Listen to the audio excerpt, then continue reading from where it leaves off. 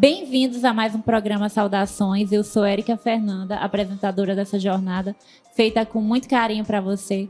E hoje nós vamos falar de um tema muito importante, que é a arte de fazer negócios.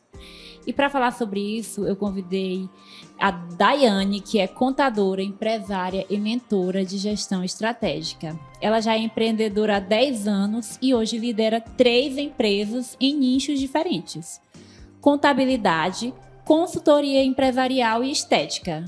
A empresa dela, de contabilidade, cresceu 3 vezes em 5 anos, com base de gestão em processos e controle financeiro. Ela é consultora do Sebrae e fundadora da Renovare, onde ajuda negócios a se organizarem para crescer com saúde.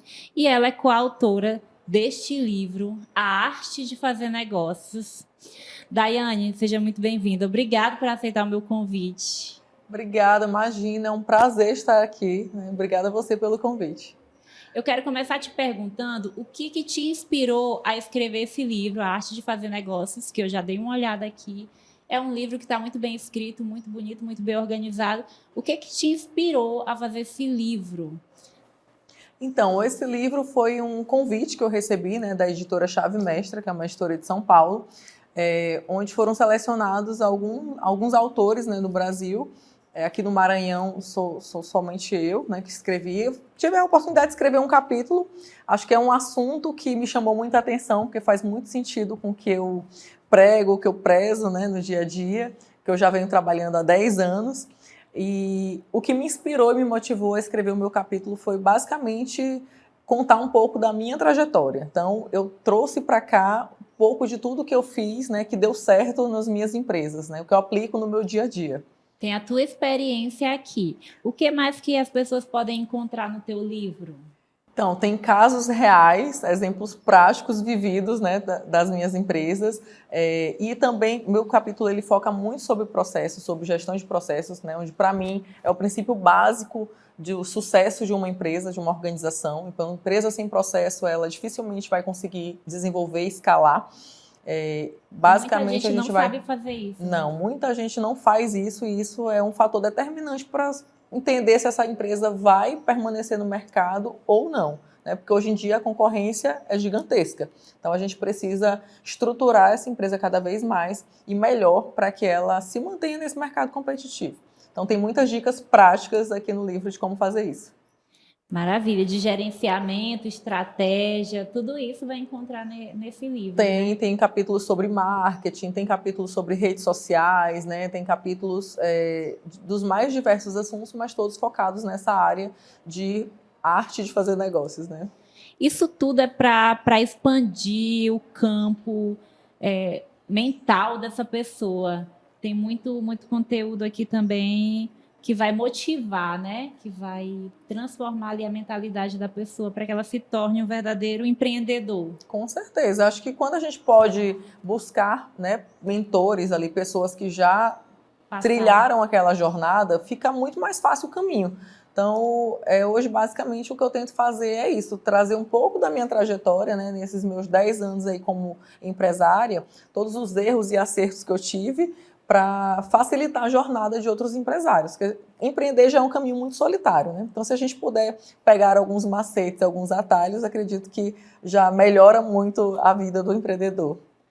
E já testados, Testados, validados. Exatamente. Aí é vivência mesmo prática. Você acredita que o talento para negociar é algo nato ou ele pode ser aprendido? Eu acredito que negociação é uma habilidade, Eu acho que, como toda habilidade, ela parte de um princípio técnico e pode ser, sim, desenvolvido, Assim como liderar, Eu acho que algumas pessoas nascem com um tino mais empreendedor, isso eu acredito. Mas também não é impossível que você desenvolva isso ao longo da vida. E, geralmente, quem é um bom negociador tem um perfil para ser empreendedor. Então, as pessoas podem mesmo aprender. Porque tem gente que talvez ache que é impossível. Talvez você diga, é impossível para mim. Não, com certeza dá para aprender, sim. Negociação é experiência, é técnica, é realmente estudo, E conhecimento aplicado. Possível. Qual é, na sua visão, a principal diferença entre fazer negócios e fazer bons negócios? Porque muitas vezes a pessoa faz um negócio que é um mau negócio. Vender algo por um preço que não compensa. Pronto, você disse tudo já. A diferença entre um negócio e um bom negócio é porque acredito que toda transação, intermediação ali de algum produto, algum serviço é um negócio, mas não significa necessariamente que esse negócio vai ser bom, né? Depende do resultado alcançado. E a gente fala que um negócio, para ele ser bom, ele tem que ter uma relação ganha-ganha, né? Então, as duas partes têm que se sentir beneficiadas no negócio.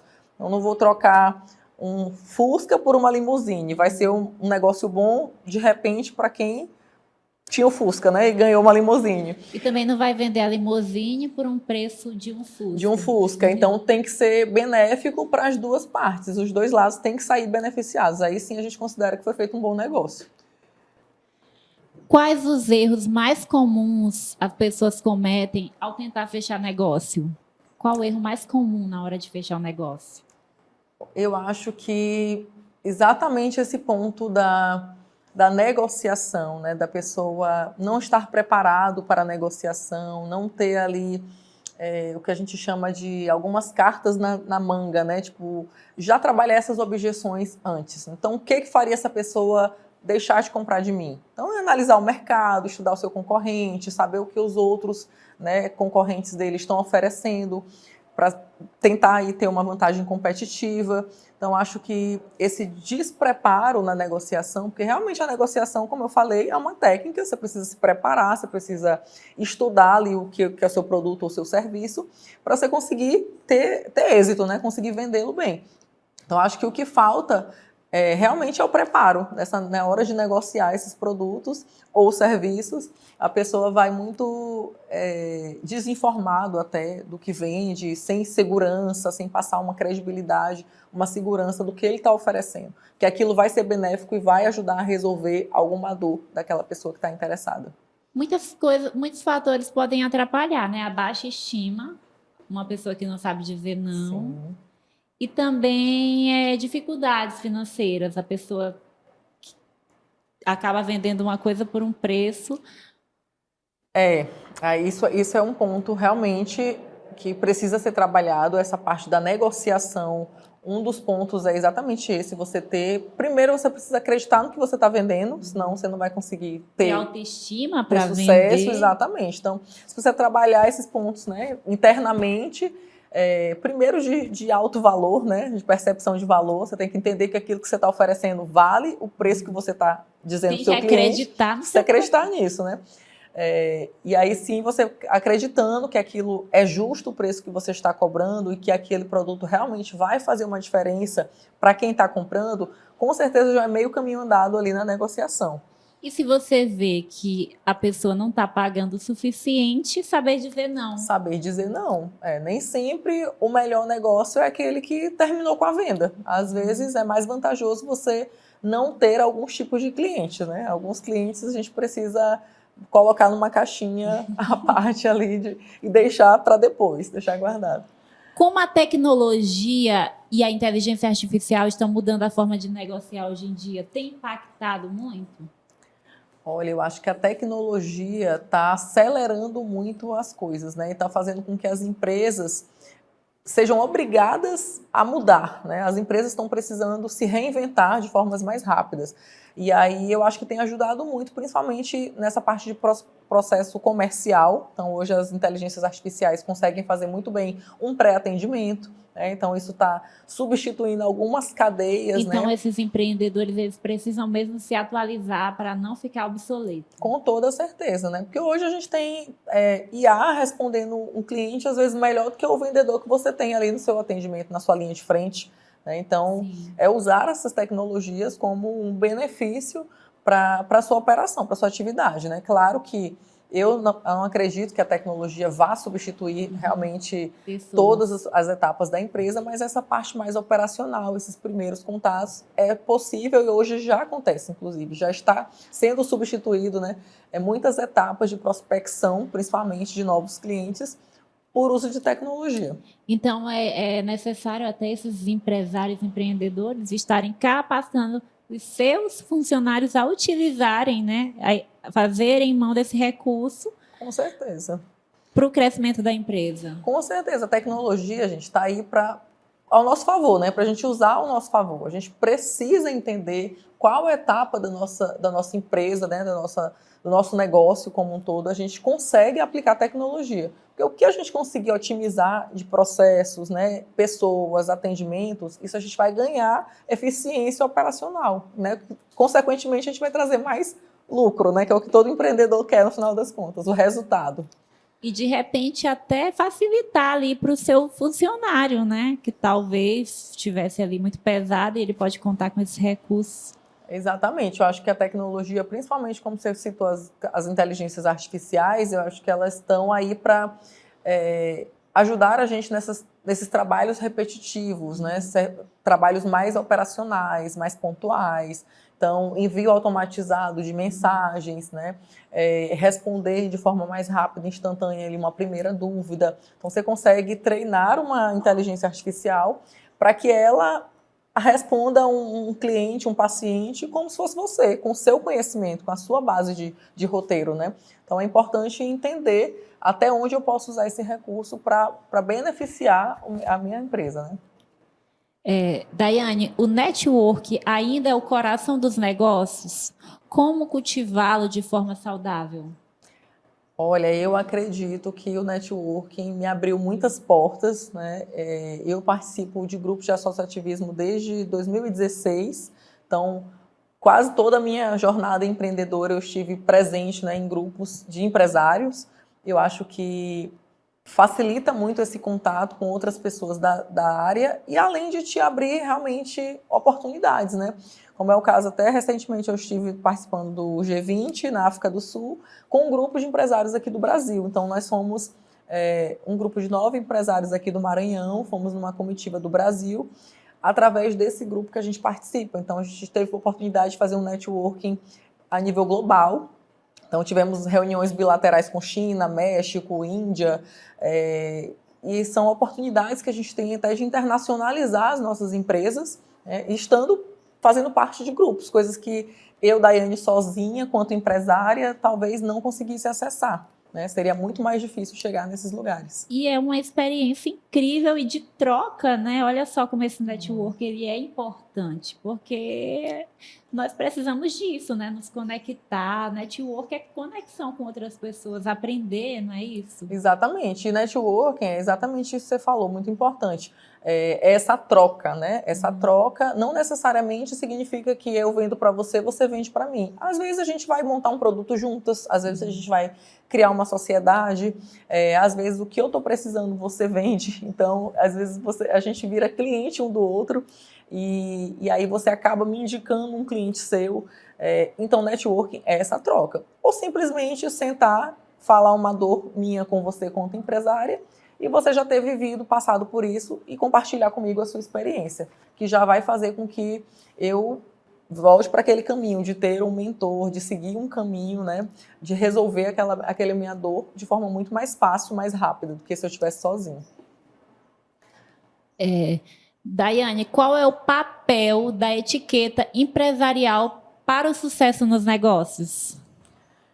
Eu acredito que a etiqueta empresarial é exatamente você manter ali você conseguir manter o seu nível de relacionamento com outras pessoas, mas também sem invadir o espaço do outro, né? Sem ser antiprofissional, né? Sem ultrapassar a esfera de atendimento. É aquele cliente que lhe indica alguém e você vai lá, ao invés de fazer só a sua parte, você toma aquele cliente para você, né, passa por cima da pessoa que lhe indicou. Eu acho que você tem que ter regras de entender até onde você vai ser parceiro daquela pessoa e até onde aquele cliente, de fato, é um cliente só para você. Né? Eu acho que se você respeitar esse espaço de negociação entre os outros empresários, acredito que vai fluir muito bem. É isso aí, gente. Olha quanta informação importante. Muito obrigada, viu, Daiane? Agora nós vamos ter que ir para um rápido intervalo e daqui a pouquinho a gente volta.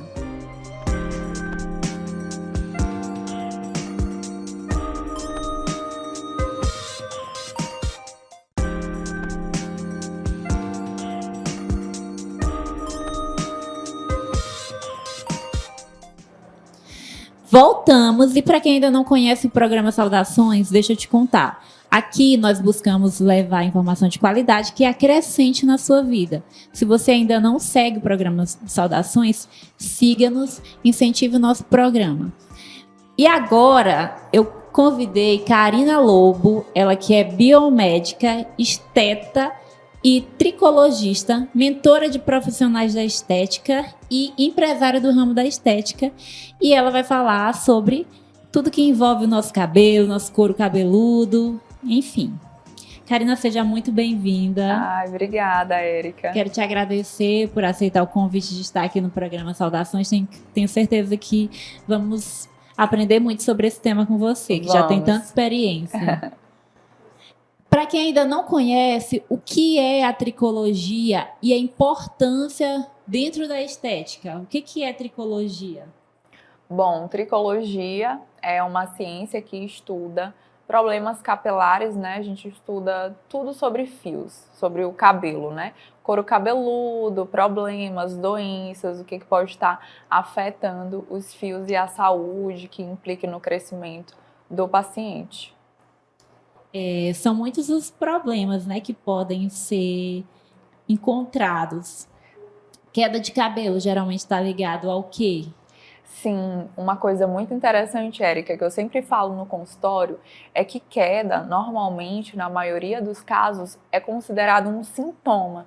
Então, sempre que o paciente tem queda, provavelmente ele pode estar passando por algum outro processo de desordem capilar ou de desordem no próprio organismo, né? Às vezes uma dieta mais restritiva, um problema de insônia, um problema de ansiedade. Eu sempre digo para os meus pacientes que o nosso fio é muito sensível, né? Então, pequenas alterações no nosso dia a dia podem influenciar uma queda. E a gente tem também vários tipos de alopecias. Se a gente for falar aqui de todas, né, a gente não vai conseguir, mas as principais são as alopecias androgênica, alopecia areata e alopecia por tração.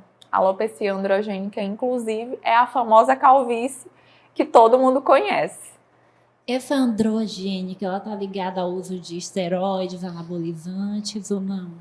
Olha, o uso de anabolizantes, né, de medicações que vão alterar aí a alteração hormonal do paciente, pode ser um fator contribuinte muito importante, mas ela é ligado à genética do paciente. E principalmente afeta homens, né, porque ela é advinda do hormônio DHT, que é produzido pela testosterona. Então, só de você nascer homem, já nasce ali com uma probabilidade de 70% a 80% de desenvolver a calvície, né? Então, os hormônios, eles podem antecipar esse processo. Hoje a gente tem muitos pacientes no consultório com 20 anos, 22 anos, que às vezes, por conta de estar fazendo uso dessas medicações, antecipou algo ali que iria acontecer mais tarde. Então, essa queda, ela atinge mais os homens. Isso, os homens são os mais atingidos por conta da testosterona. A mulher, ela pode, mas isso não quer dizer que nós, mulheres, não vamos desenvolver. Mas, por conta desse hormônio no homem, né, a testosterona estar mais elevada, eles têm uma tendência a desenvolver em grande quantidade.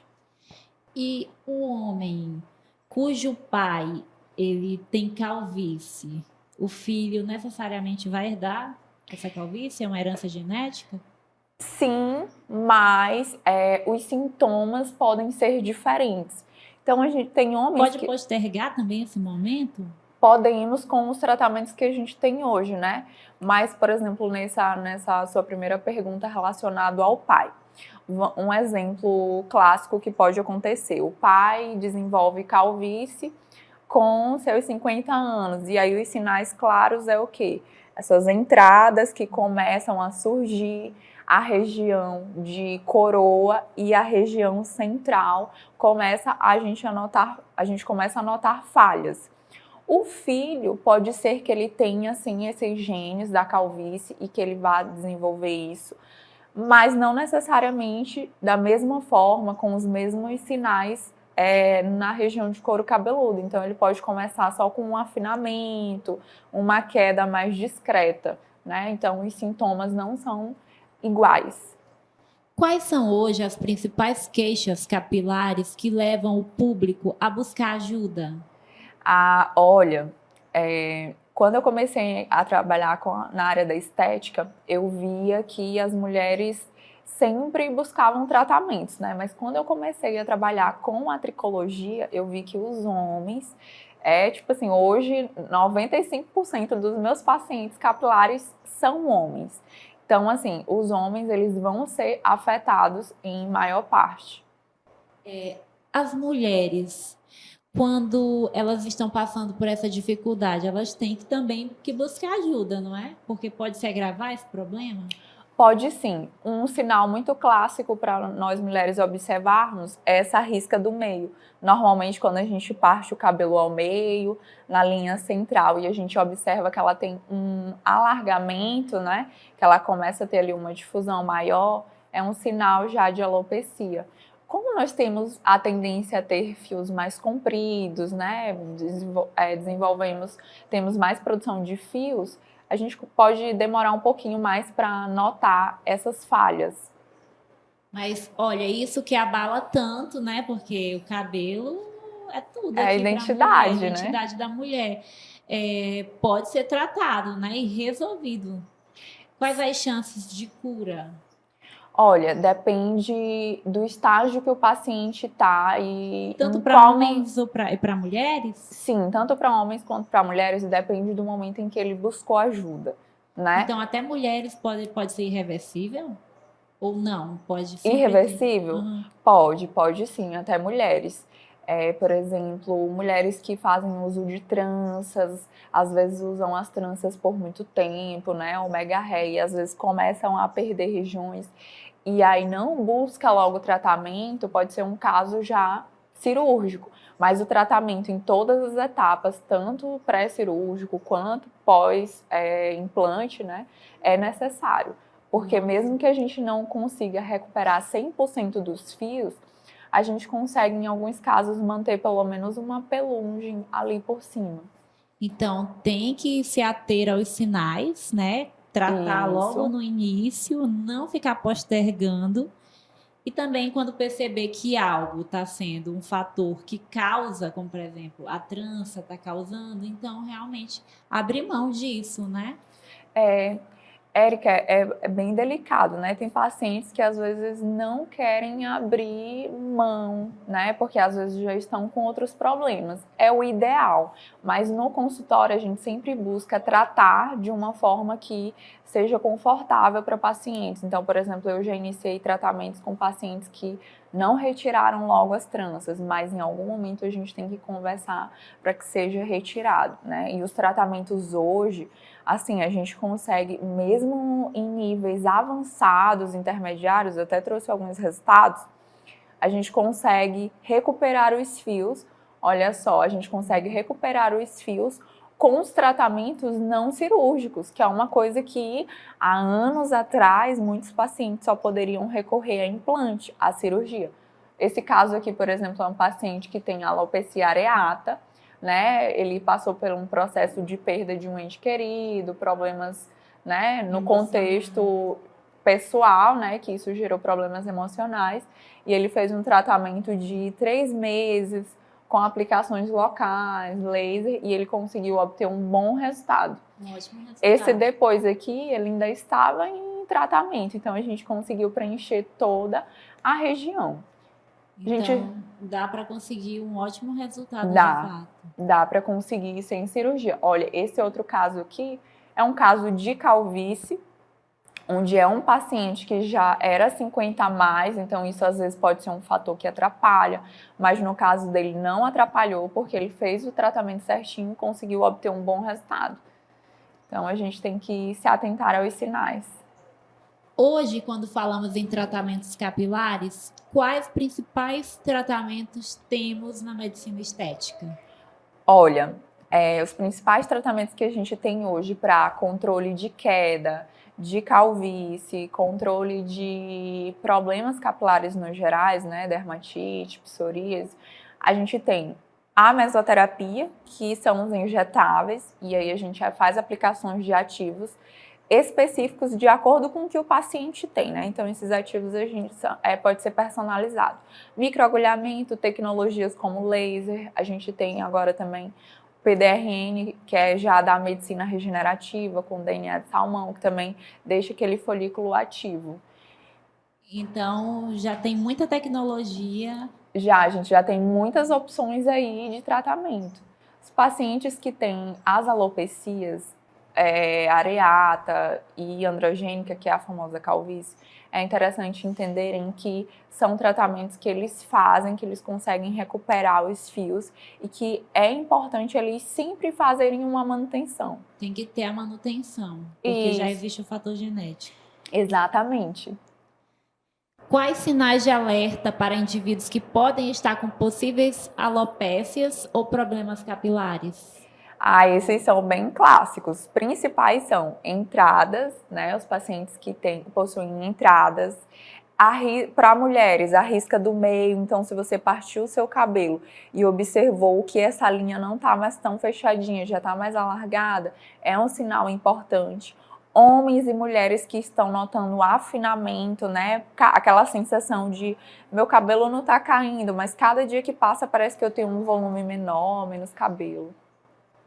E as mamães que estão ali no puerpério, que perderam, que está com uma super entrada, elas também têm que se preocupar? Sim, porque quando quando as mulheres estão no processo de gravidez, os hormônios acabam sendo alterados, né?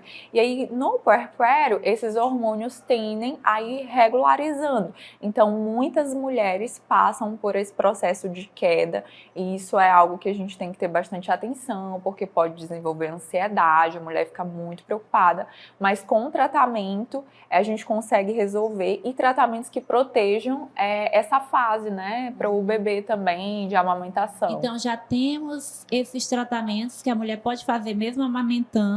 Sim. E tem também de prevenção para fazer ali durante a gravidez? Sim, de prevenção durante a gravidez, a gente tem sim reposições de vitaminas, que vai ajudar ela ali a ter um controle, mas não é algo que a gente consegue evitar 100% essa queda. Certo. Né? O acompanhamento mesmo é durante o puerpério, quando está ali tendo de fato a queda. Isso, o principal, porque a gente não consegue impedir que o organismo passe por essa alteração, entendeu? Então, o organismo a mulher vai ter ali aquela alteração hormonal, então a gente precisa controlar os efeitos dessa alteração. Viu, gente? Que tema importante, né? Se você está passando por isso, eu acredito que as suas dúvidas foram esclarecidas pela Karina. Quero te agradecer, Karina. Muito obrigada por vir aqui no programa Saudações, trazer informação de qualidade, que alerte, que contribua com as pessoas, que incentive as pessoas a procurar ajuda. E é isso, nosso Saudações vai ficando por aqui. Eu desejo a todos um ótimo sábado. Fiquem com Deus e até mais.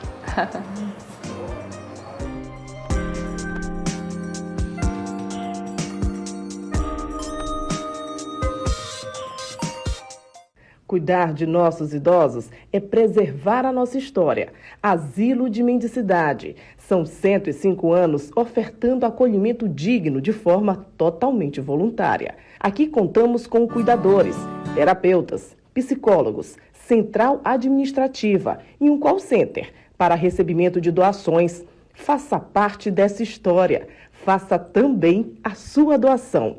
Saudações. Una-se a esse elo de solidariedade e fraternidade.